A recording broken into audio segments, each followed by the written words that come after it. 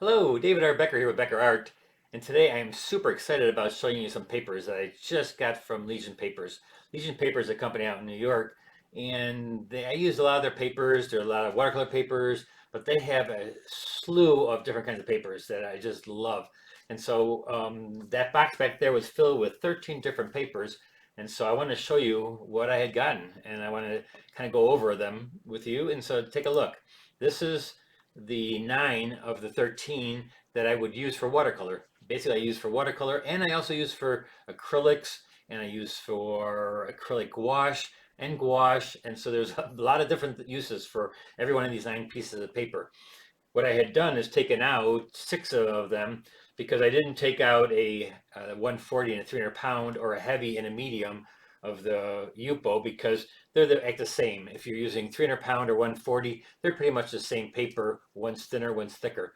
But what I had done is taken the cold press and hot press, and cold press and hot press, and the YUPO medium and the YUPO translucent, and just did a few swatches over them to see what 7 different mediums would work like on these different papers. And so what kind of mediums have I used? Let me just show you really quickly. I use these paints by Holbein. And so Holbein makes all different kinds of mediums. And these are the ones, 7 I use. Now there's 8 up there. I did not use the dual aqua oils on this because that's for the oil paper. I'll show you that in a little bit. So I used the acrylic ink. I used the watercolor. I used the watercolor gouache. I used the heavy bodied acrylic. I used the acrylic gouache, and then I also used the iridescent acrylic, a color pencil, and again, like I said, the aqua oil I used on the oil paper. I'm just going to show you. And so with that, I took that and I took my brush and I just brushed a swatch of it across each one of these different papers. You can see they're written on the bottom. If you can also stop your video and check this out, you can look at them closer up. But basically what it is a cold press, hot press, cold press, hot press. This is in white, this is in black, and this is the 2 YUPO papers. And so as you can see, I wrote on here the acrylic inks. The inks are on the top row. And when I got to the black paper, because that's very transparent, is the ink is very transparent. So what I had done there is I added a little bit of white to it. I added white, titanium white to that, just so that it would show a little bit more. And so that also did with the watercolor, which is the second row. And I just went through there. Now, the papers that are cold pressed are definitely going to be more textured than the hot press. So you're going to see a little bit more texture when you do these little swatches. They're going to be a little bit more rougher because it is a cold press paper. And then the hot press makes it nice and smooth. And same thing with the black paper.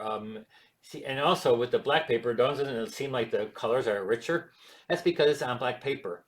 And the opaque ones that don't have the white in them are covering up the black. And so the black just kind of makes it look bright. But then again, so does the white. The white kind of gives it a different kind of look because it's a color that's vibrant on top of white. Now on the translucent paper of YUPO, which is plastic paper, these are plastic papers, that's going to be definitely smooth. You're always going to get smooth. And you have to learn how to make it smooth in some ways depending on what kind of medium you're using on it. Like if you're using an acrylic gouache, it's like using oil paints almost on your YUPO paper. I love it. I absolutely love using acrylic, any kind of opaque colors on YUPO that are thick because you can just rub it on there and it slides. It just really, literally slides onto the paper. And maybe it's because both of the medium is plastic and the paper is plastic. Maybe that's why they really work well together. I really love the acrylic gouache and the acrylics and even the watercolor gouache I like to use on the YUPO because it feels right. It's smooth and something about that. Now the most people use alcohol inks on YUPO because that's what they feel they can't get any kind of control over their washes. But with the acrylics, you're using it now like a watercolor. But I've seen people use watercolor on it pretty well. You just have to use a pigment and wet into wet, and you can control it.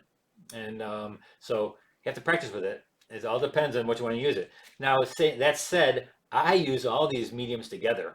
I use the inks together with the watercolor, together with the gouache, together with the acrylic gouache, and even sometimes even the oil acrylic.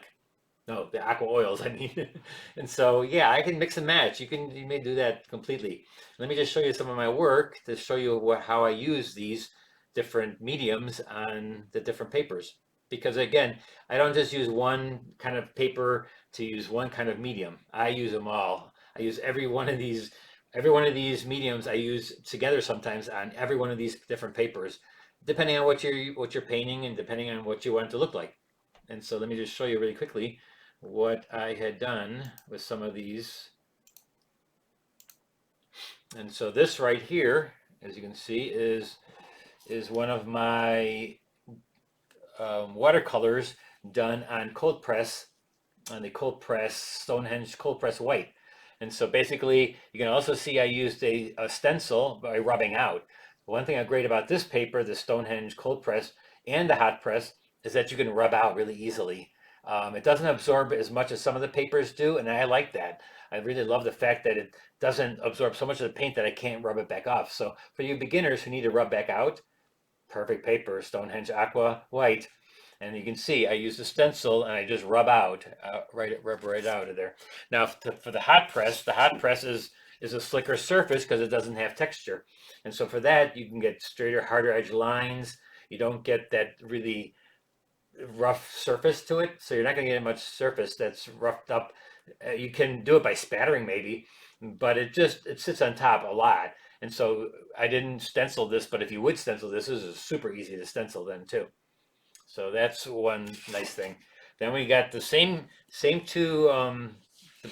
paper, but in black with the cold press and hot press. I didn't show examples of the cold press and hot press of black because I don't use hot press very often, but it's the same thing as with the white. It'll be the same thing. Texture on the cold press, less texture on the hot press. But this is done with basically, I think, 3 different mediums.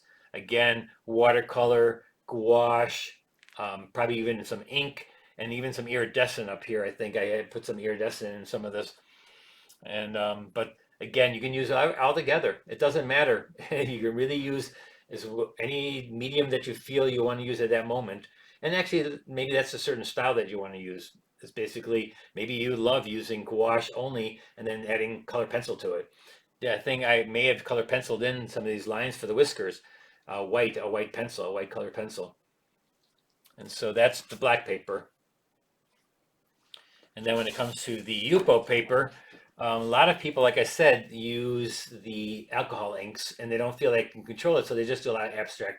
But look at you can do something like this, and masking fluid works really well on YUPO paper because it's plastic and it rubs right off really easily if you're using a masking fluid, which masks out areas and it gets the white of the paper back. Now this is the medium YUPO medium, and so that's not translucent, and so you can't see through it, which is good. And I used alcohol inks on the back, as so you can throw it like not alcohol inks, it's the acrylic inks is what I used here, and it acts like alcohol inks, which is really kind of cool. And then I used the heavy bodied, or I used the gouache and go right in there with the gouache acrylics and make that really beautiful too. And just by painting, like you're painting a regular painting.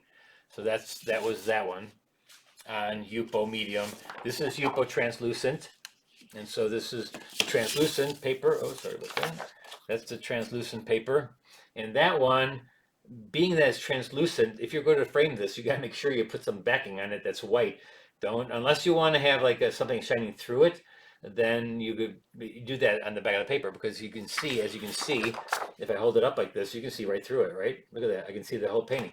So if you put some paint on the back of that, and it would kind of show through. So if you wanted to dull like an area like this, if you wanted to dull an area like that, you could actually put it on the back and make it a little bit darker.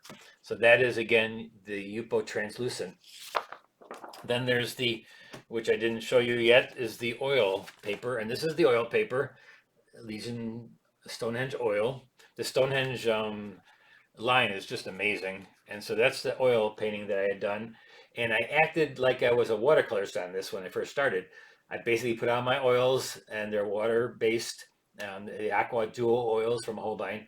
So basically what I did is I then took the oils, and then when I did my background back here, the sky, I wet it slightly. Now I can't wet it like a watercolor paper where you soak it and really do it heavy, because it's not made for water. So don't do that, but you can put a little bit of water on there, and I just smudged it in there and I let it run a little bit, and it was amazing. It was super fun. And I just got thicker and thicker and did like my regular oil type of paintings.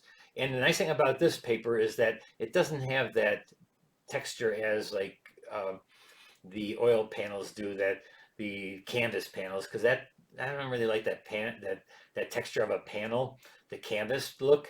It just has this really nice tooth to it. And it's just probably just special to them. I don't think there's any other paper that has that kind of tooth to it. But check it out. It's a really cool looking kind of paper. The last three papers I want to talk to you about are these three papers that Stonehenge makes that are more for sketching. I use these three papers for urban sketching, value sketches, thumbnail sketches, any kind of sketching, color pencils, drawing, anything that has to do with drawing. These are great for that. They also are good for when you're urban sketching to put watercolor on. So what I'll do is I'll do a pencil, I'll ink it, and then I'll even take watercolor right over the top of that. Now you shouldn't use it like a watercolor paper where you're soaking it. It's not made for that. It's not a watercolor paper, but you can use watercolor on it, gouache, acrylics, it's all good. So those are the 13 papers I wanted you to see, and they're awesome papers. I highly recommend every one of them. But one thing that I want to tell you about is that Legion Papers just let me know that they are putting all their papers, not all their papers, I think their Stonehenge brand, they're putting them and mounting them on aluminum panels. So what a great idea. And this is for any watercolorist like myself who now wants to wax their watercolors and put them into frames and standard sizes. These are going to be great. I just can't wait to get them. So they're going to be at your local store soon. So get some Legion Papers. And you can also get it in the paper still. You can still get the pads and the blocks. They're all good. So get your Legion Papers and be creative and do a lot of painting. That's what the main thing you got to do if you're going to get better is just do a lot of painting. And so be creative and have some fun. And I'll see you next time. Bye-bye.